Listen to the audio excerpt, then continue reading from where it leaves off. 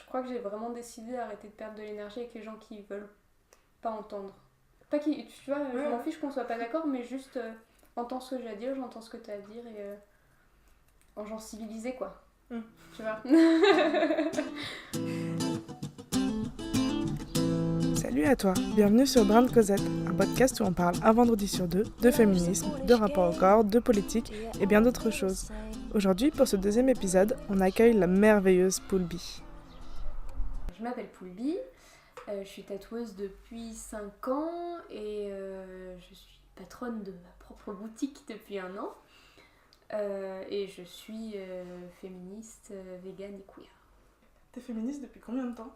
C'est une très bonne question, j'en sais rien du tout. Je dirais 4 ans, quelque chose comme ça. 3-4 ans, pas beaucoup plus, bizarrement. J'ai eu beaucoup de choses à déconstruire.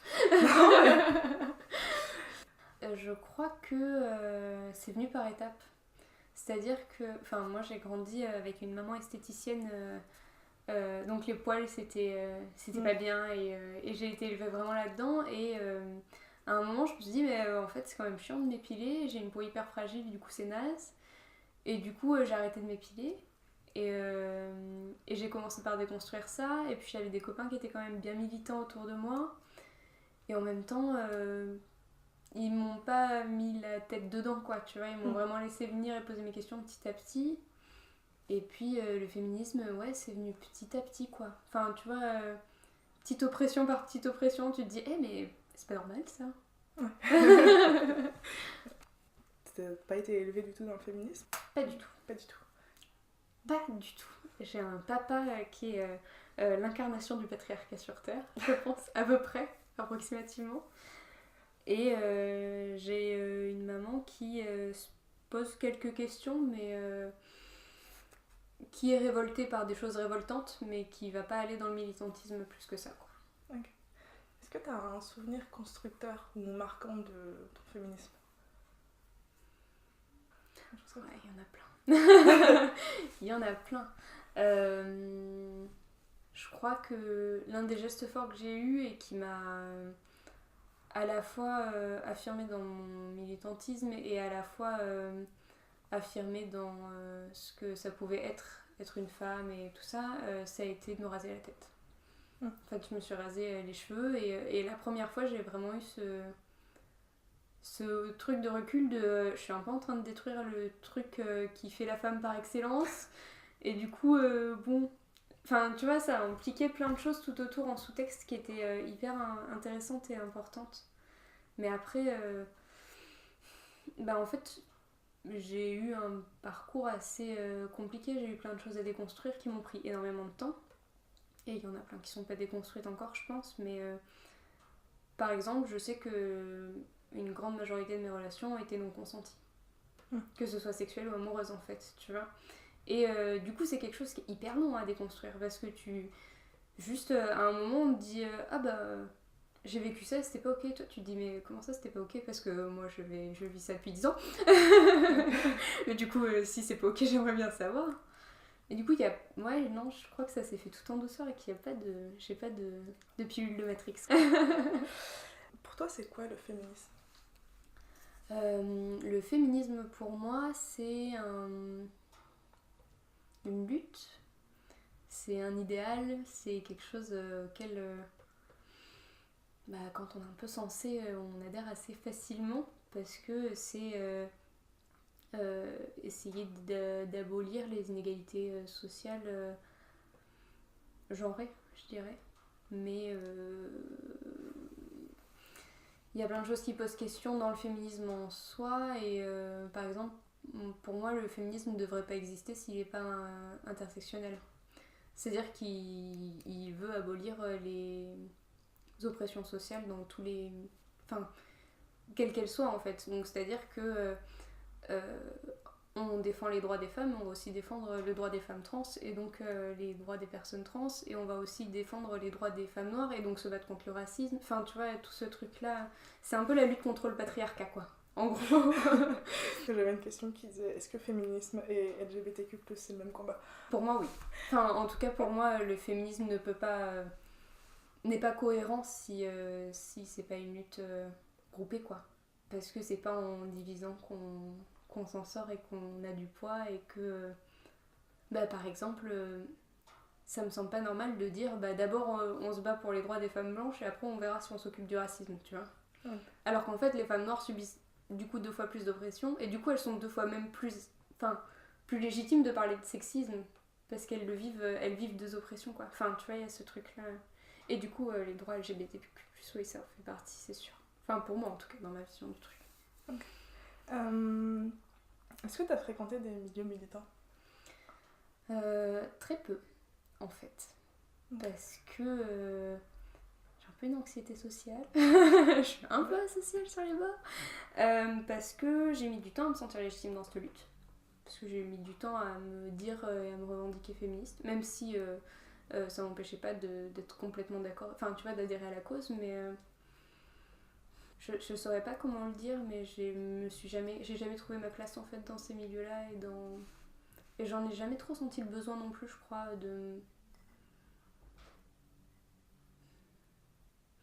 En fait, je crois que je rencontre tellement de gens qui du coup connaissent mon travail et savent que je suis militante et du coup qui partagent un peu mes idées, mes valeurs, tout ça, que j'ai pas ce besoin-là de rencontrer des gens sur mon temps libre et de mener des actions groupées et de tout ça, quoi. Je sais pas du tout si c'est clair. Tu me dis si je suis claire dans ce que je dis. De toute façon, il n'y a pas de bonne réponse. Le dialogue. Pour moi, ça passe énormément par le dialogue et ça passe énormément par échanger en fait et pouvoir discuter et pouvoir dire à quelqu'un qui dit quelque chose de sexiste par exemple. Ça marche pas du tout dans les cas violents où par exemple tu te fais agresser dans la rue ou des trucs comme ça. Le dialogue c'est pas forcément la meilleure des solutions parce que ça peut se finir très mal.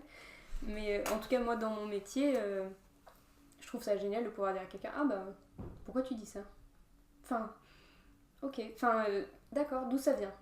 Qu'est-ce que tu veux dire ? Qu'est-ce que tu sous-entends et tout ça ? Et par exemple, avec l'événement du coup que j'ai organisé la semaine dernière, Transcendance, ça a été génial de pouvoir discuter avec des hommes cis blancs hétéros de transidentité en fait. Et même s'ils n'avaient pas le bon lexique, tu sentais qu'il y avait des choses qu'ils voulaient comprendre et des choses qu'ils ne comprenaient pas du tout.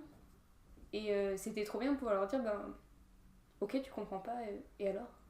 Enfin, et en quoi c'est grave, et tu vois, et de en fait pouvoir discuter, parce que je pense que il y a tellement de choses qui peuvent sortir d'une discussion.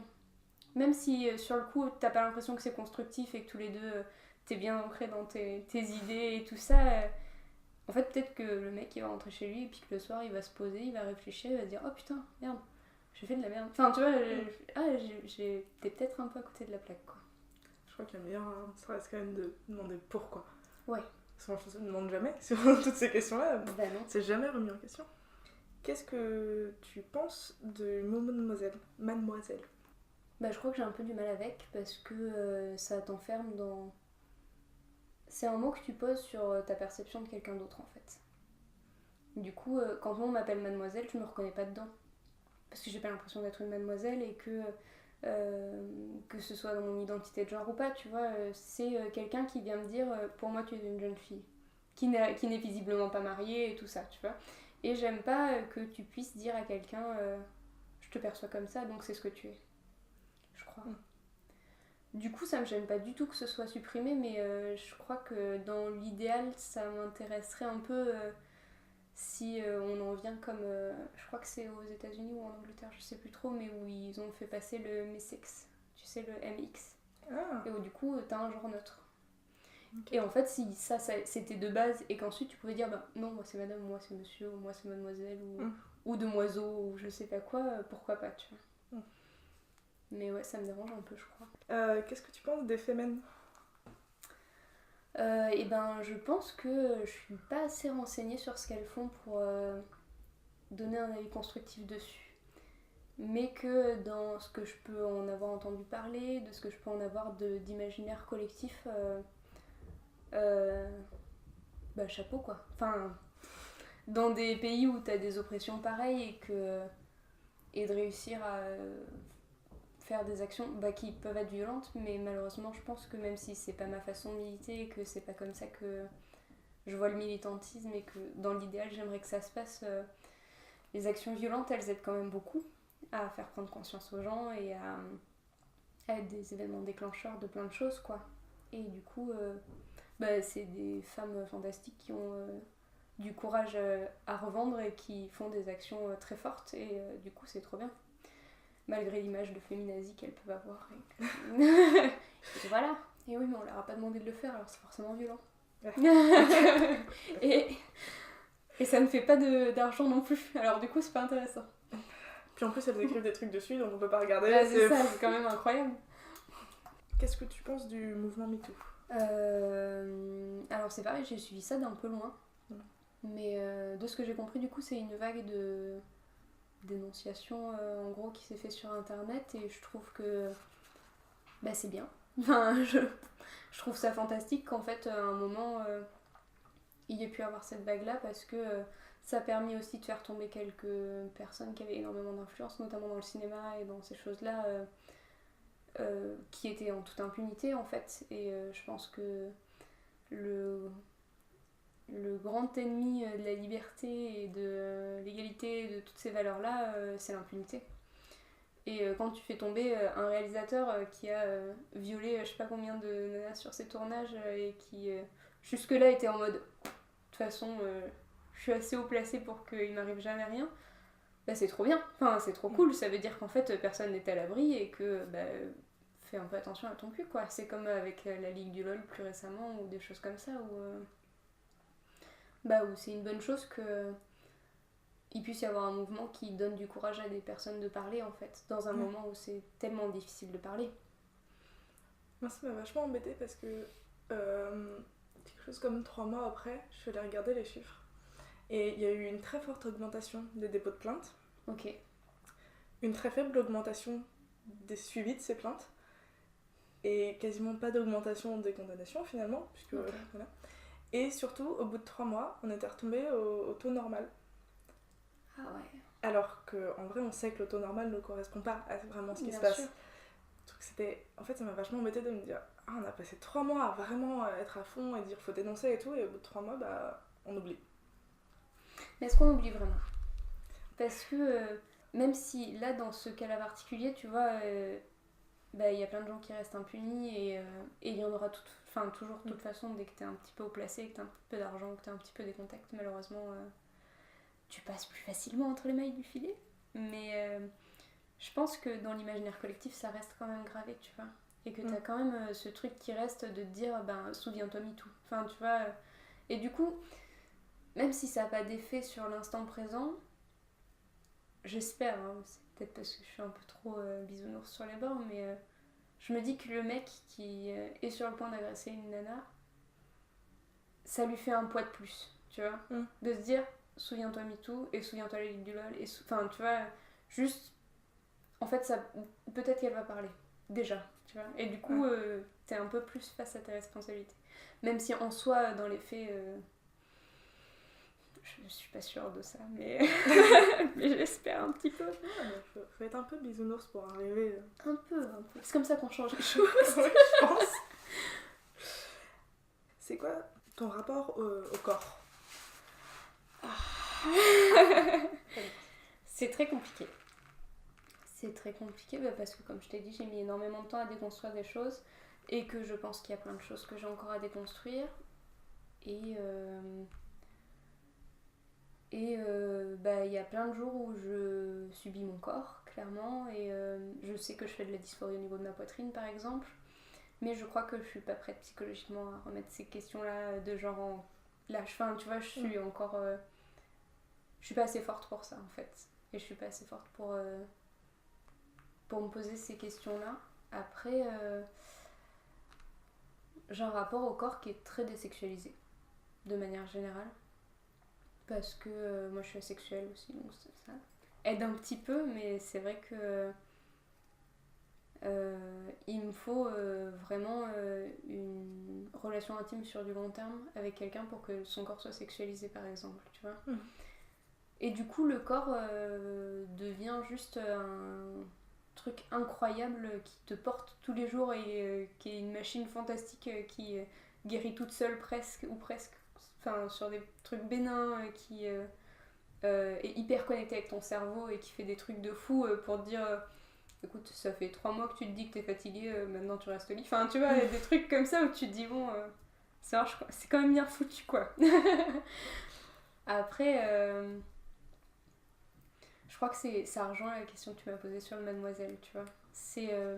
Je sais que c'est là, mais j'ai pas envie qu'on mette de mots pour moi dessus, quoi. Et j'ai pas envie qu'on me dise, bah t'es une fille, tu dois faire ça,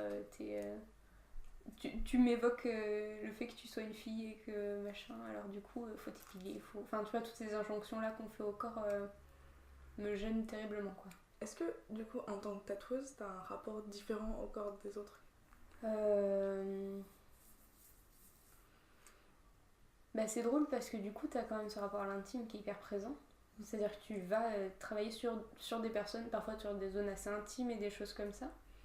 Et en même temps, pour moi, c'est tellement désexualisé que... c'est difficile de poser des mots dessus, c'est drôle. Je crois que je rapproche énormément ça, mon métier en tout cas, au métier de massage, quoi. Tu vois. Enfin, vraiment, et dans tous les aspects de la pratique, c'est-à-dire que c'est quelqu'un qui vient pour passer du temps où tu vas t'occuper de lui et où il va ressortir dans un état meilleur que celui où il est rentré. Parfois dans la douleur, mais mais dans tous les cas, il y a un truc qui se débloque à ton contact, quoi. Mais ouais, je sais pas trop, j'ai vraiment cette vision-là de machine fantastique et incroyable où tu peux tout faire, quoi. Presque. Donc, consentement. Tu m'as dit que tu étais féministe depuis à peu près 4 ans, mais est-ce que tu te définis comme ça dans la société ? Ouais, je crois. Enfin, en tout cas, je l'ai écrit sur ma carte de visite. Déjà pour faire peur aux gens que j'avais pas envie de rencontrer du tout. Et ça marche super bien. Mais ouais, je crois que j'ai pas peur de me définir comme ça. J'aurais d'ailleurs plus pensé à me présenter... Bonjour, je m'appelle Alex, je suis féministe. Ce serait vraiment très drôle. Mais ouais, non, c'est une étiquette que j'ai vraiment pas peur de porter du tout, le militantisme. Parce que je crois que je suis dans le dialogue aussi, tu vois. Et que peut-être que si mon militantisme à moi c'était de militer avec des actions violentes et prononcées, je le sortirais pas à tous les coins de rue parce que j'aurais pas envie d'en discuter et de faire de la pédagogie, et de dialoguer, et d'expliquer et machin, quoi. Moi je sais que j'ai été élevée par une maman qui est féministe et donc depuis que je suis petite, globalement je suis féministe et je le sais. Super maman. C'est un peu ça. Et sauf que tout le temps de lycée et ma première année de fac, j'en avais marre de m'en prendre plein la tête. Et du coup je commençais par dire que j'étais égalitariste. Oh. Ce qui calmait les gens parce qu'ils savaient pas ce que c'était. C'est en fait globalement la même chose, avec un mot différent. Et... il n'y a pas femme dedans. En m'intéressant au féminisme, je me suis aussi intéressée à tout ce qui est self-care et à toute cette démarche-là, tu sais, body positive et tout ce qui va avec, quoi. Et du coup, je fais hyper attention à ma santé mentale. Et du coup, dans mon entourage proche ou moins proche, mais en tout cas, l'entourage choisi, on va dire, donc tout ce qui est amical, en fait, est plus ou moins féministe. Parce que c'est très difficile pour moi, je crois, d'entretenir des liens d'amitié avec des gens qui ne considèrent pas que, oui, il y a des inégalités sociales et que c'est hyper important de le savoir et d'essayer de détruire ça, tu vois. Mais, par exemple, mon papa, du coup, qui est le roi du patriarcat, je sais qu'on se parle très peu et que j'ai très peu envie de lui parler. Et du coup, je crois que ça me dérange pas de m'identifier en tant que féministe socialement parce que je sais que je suis souvent en contact avec des gens de confiance et du coup je tombe rarement sur ces cons-là. C'est ton moyen de défense aussi. Oui, aussi, oui. Ah, c'est très cool. Et c'est vrai que tu vois, si je sortais dans un bar ou un café ou un truc comme ça et que je me faisais aborder par quelqu'un et que je disais que j'étais féministe dans la conversation et qu'on me disait machin, féminazie et tout ça, je crois que je prendrais mes affaires et je partirais, tu vois. Je crois que j'ai vraiment décidé d'arrêter de perdre de l'énergie avec les gens qui veulent pas entendre. Pas qui, tu vois, je m'en fiche qu'on soit pas d'accord, mais juste entends ce que j'ai à dire, j'entends ce que t'as à dire et en genre civilisé, quoi. Tu vois. T'as une mère féministe, c'est trop bien. Ouais, j'ai une mère féministe qui, quand j'ai eu 6 ou 8 ans, je sais pas exactement, m'a regardé droit dans les yeux et m'a dit « Bon, t'es plutôt jolie, il va falloir que t'apprennes à te défendre. » Ok. Voilà. Trop chouette. Et je lui ai ressorti ça plusieurs années après. Mon frère était à la fac et elle bossait pas loin. Et donc elle m'a déposée et j'étais censée rejoindre mon frère dans son appart. Et elle me dit, juste avant que je parte, « Surtout tu te fais pas agresser hein !» Et je me suis retournée en me disant « Mais tu sais très bien que si je me fais agresser, il aura plus mal que moi. » C'est trop bien. À ton avis, c'est quoi les actions féministes qu'il y a à faire maintenant ? Il y en a plein. Qu'est-ce qu'il y a à faire maintenant ? Déjà, continuer à se battre sur les choses qu'on a déjà... Enfin, qui ont déjà été mises en place. C'est-à-dire continuer à... Ah putain, c'est hyper vaste comme question. Je pense que MeToo, faut pas que ça s'essouffle, par exemple, tu vois. Et je pense que tout ce qui est en train de se dérouler sur le consentement, c'est hyper important. Et je pense que le combat qu'il y a en ce moment pour donner de la visibilité au clitoris dans les manuels scolaires, c'est bien, entre guillemets. Je suis pas forcément d'accord avec tout ce qui est en train d'être fait, mais c'est déjà une belle avancée, quoi. Et continuer à donner de l'importance aux femmes à des postes importants et continuer à démystifier un peu tout ce qu'il y a autour du patriarcat, quoi. Donc c'est-à-dire pas hésiter à aller se renseigner sur les femmes importantes qu'il y a eu dans l'histoire parce qu'en fait personne les connaît et que on en connaît peut-être une ou deux de loin, mais voilà, continuer à dialoguer et faire de la pédagogie, quoi. Enfin, c'est con, hein, mais moi, c'est vraiment un peu mon cheval de bataille, quoi. Et c'est tellement important parce que de pouvoir dire à des filles plus jeunes, le consentement, c'est ça, et ça existe, et c'est hyper important pour toi, tu vois. Et de pouvoir dire à je sais pas, des petits garçons, le consentement, c'est hyper important, et ça existe, et c'est important pour toi, et c'est important pour les autres. Et expliquer, parce que pour moi le patriarcat fait pas de mal qu'aux femmes, tu vois. Et qu'en fait tout ce que ça peut donner de pression sociale aux hommes aussi, évidemment que c'est pas le plus important, mais c'est important aussi, et je pense que c'est l'une de nos armes aussi pour faire comprendre aux hommes que on n'en veut plus, enfin du patriarcat c'est de la merde et que ça fait du mal à tout le monde et que c'est juste là pour servir la société capitaliste, tu vois. Et ouais, c'est trop important de pouvoir dire aux hommes aussi, mais en fait, ok, pourquoi tu veux être un bonhomme ? Et pourquoi tu pleures ? Et pourquoi tu pleures pas ? Et pourquoi tu veux pas en parler ? Et ouais. Et en même temps, je pense qu'on est aussi une génération, j'aime pas ce mot, mais c'est pas grave, où on a, avec les réseaux sociaux et avec toute l'accessibilité qu'on a à l'information, ça devient hyper facile en fait, tu vois. Après, c'est à toi de voir si t'as envie de regarder ou pas. Moi, je sais qu'il y a des choses où je suis pas encore prête à aller mettre mon nez du tout, mais petit à petit, tu te dis, ah putain, pourquoi je m'intéresserais pas au racisme, tu vois. Et puis, en fait, ça peut passer par lire un bouquin ou écouter un podcast ou t'abonner à un réseau social qui de temps en temps te partage des screens de conversations de racisme banalisé. Et c'est hyper important. Enfin, tu vois, et du coup, je sais plus où j'en étais à la base, mais... mais ouais, il y a plein de choses à faire, il y a plein de choses à continuer, à maintenir et puis questionner, quoi. Est-ce qu'il y a une hiérarchisation à mettre ou pas dans la lutte ? Mais pour moi, non. Parce que commencer à mettre une hiérarchisation, ça veut dire ne pas être intersectionnel. C'est-à-dire que, pour revenir à cette histoire un peu du gang du clito et de mettre le clitoris dans les manuels scolaires,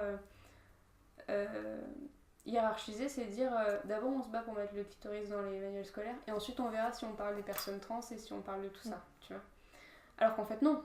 Pourquoi est-ce qu'on se bat pas juste pour dire en fait, il y a plein de gens qui naissent avec un clitoris et c'est hyper important parce que personne ne le sait et que c'est un organe assez sympa quand même sur les bords.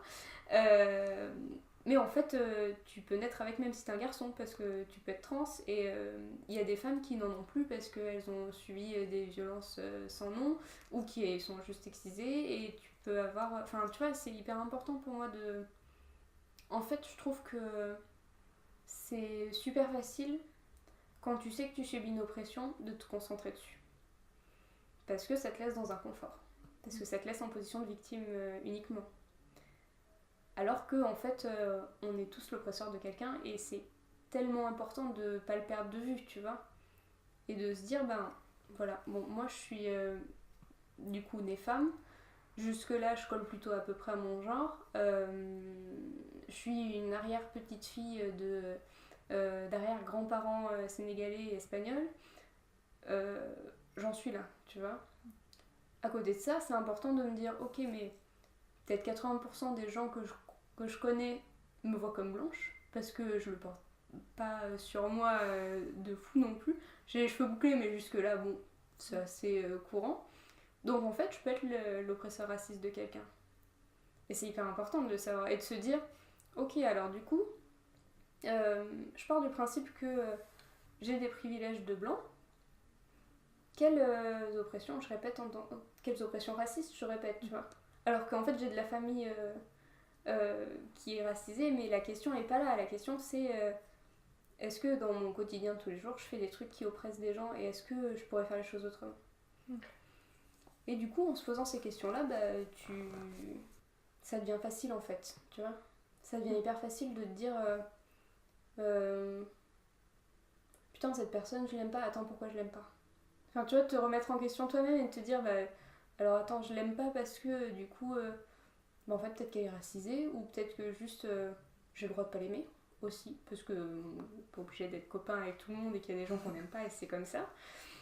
Mais ouais, remettre en question nos privilèges, ça permet tellement de facilité sur le reste, quoi. Tu vois. Et surtout en tant qu'allié. Parce qu'en fait, en tant que femme, tu peux être alliée des personnes trans, tu peux être alliée, du coup, bah, si t'es une femme blanche, de personnes racisées. Et c'est en étant alliés les uns avec les autres que bah, qu'on va avoir un beau mouvement et qu'il y aura de l'unité et qu'en fait, on aura du poids aussi. Parce qu'on va devenir tellement nombreuses, tu vois. Voilà, je sais pas du tout si c'est l'autre jour, j'ai lu un truc qui disait que dans la devise de la France, ouais. On excluait la moitié de la population parce que c'était liberté, égalité, fraternité et pas solidarité. Et juste en dessous de ça, il y avait énormément de commentaires qui expliquaient que c'était exactement comme changer égalité femmes-hommes au lieu de hommes-femmes, que c'était vain, que c'était pas sur ça qu'il fallait lutter et tout ça. Ouais, mais dans ce cas-là, c'est le même débat que le langage inclusif. Est-ce que c'est important de changer le langage, tu vois? Alors qu'en fait, ça a toujours été comme ça et qu'évidemment que quand tu parles d'une majorité que tu dis tous, peut-être que tu inclus les femmes. En fait, c'est drôle parce que ça n'a pas toujours été comme ça. Ah ouais? Ouais, il y a notamment 2 règles, dont une que je connais mieux, mais qui est la règle au plus proche, je crois qu'elle s'appelle comme ça. Ah. Et qui dit bah simplement c'est le plus proche qui fait que ça sera féminin ou masculin. Je crois que l'autre c'est aussi au plus grand nombre, mais là c'est plus compliqué. Enfin, je la trouve plus compliquée à mettre en place. Mais... Ouais. Et moi je sais qu'en tant que dyslexique, si on m'avait appris ces règles-là, parce que je les ai appris plus tard en disant bon, l'écriture avec les points, les gens n'arrivent vraiment pas à la lire, et bah en apprenant la règle du au plus proche, et bah je me suis rendu compte que je faisais beaucoup moins de fautes. Parce que forcément, au moment de accorder, on est obligé de réfléchir à quoi on accorde. Donc, est-ce que c'est pluriel, est-ce que c'est féminin? Et d'un seul coup, bah, ça élimine la moitié de mes fautes. C'est énorme, c'est fantastique. Donc en fait, ça n'a pas toujours existé. D'accord. C'est comme autrice. Il y a eu tout un temps où on disait autrice. Mais je trouve que c'est important. Enfin, tu vois, en fait, je crois qu'on est tous un peu feignants et feignantes sur les bords, tu vois. Et que, bah, c'est pareil. Moi, quand on m'a parlé du langage inclusif, le premier truc que je me suis dit, c'est putain, ça va être chiant. Enfin, tu vois, genre, ça va être long et faut que je réapprenne. Et en fait, bah, du coup, ça me fait réfléchir à fond quand je poste un truc sur internet ou quand j'écris un truc. Enfin, tu vois, je me dis, en fait, je vais me relire. Je vais me dire, alors est-ce que je l'ai bien mis en inclusif partout, machin, tout ça. Et c'est hyper bien. Parce que du coup, tu réfléchis à ce que tu écris et tu as une vraie réflexion. Et je pense que comme tous les apprentissages, t'as un moment laborieux et puis en fait, ça va mieux après, quoi. J'ai une dernière question, c'est Est-ce que tu as un exemple de personne inspirante pour ton féminisme? Femme, homme, personnage, non-binaire. Ouais, je vais pas faire très original, je pense, mais Mona Chollet m'a mis une énorme baffe et récemment avec son livre Sorcière, du coup, et c'est pour la première fois j'ai eu un avant et un après ce bouquin, tu vois. Ah. Il y a vraiment eu un moment où je me suis dit, ok, ma vie a changé à partir de maintenant, parce qu'en fait elle te parle, déjà elle écrit de façon très accessible. Ce qui est pour moi un gros avantage parce que c'est difficile parfois de lire des bouquins sur le militantisme et des trucs comme ça et qu'en fait on te parle de la théorie du genre et des trucs hyper presque thésards, tu vois, où du coup t'as pas toutes les clés, tous les codes pour comprendre, et là c'est hyper accessible et à chaque paragraphe tu lis un truc et tu te dis putain mais c'est vrai mais j'ai pas envie de vivre ça moi, enfin pourquoi bah non, enfin oui effectivement mais j'ai plus du tout envie quoi. Et vraiment je trouve que ça survole plein de choses et ouais ça te donne envie de... Tu finis le bouquin, t'as envie de... Je sais pas, de faire des pancartes et tout, c'est trop bien, c'est trop bien.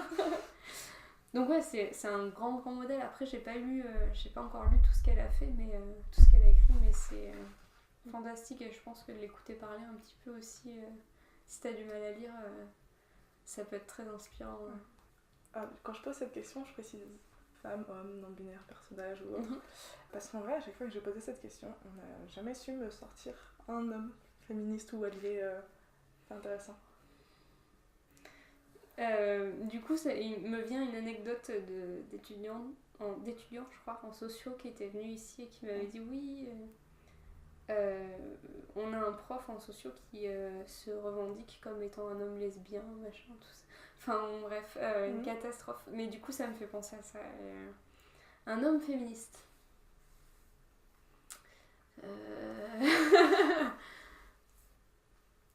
Je crois que...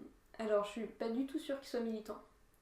Mais dans la culture très populaire, Mathieu Sommet, avec l'émission Salut les geeks, même si bon sang des blagues sexistes, il y en a, tu vois. Mais sur les derniers épisodes, je trouvais qu'il y avait quand même des réflexions intéressantes et qui permettaient de remettre en question des... Enfin, tu vois, comme le site Mademoiselle, en fait. Je pense que c'est pas la Bible à lire pour le féministe, mais que c'est une super bonne porte d'entrée, tu vois, et que en tant qu'homme, c'est trop cool qu'en fait il parle de genre et qu'il puisse parler de questions de sexisme et des choses comme ça.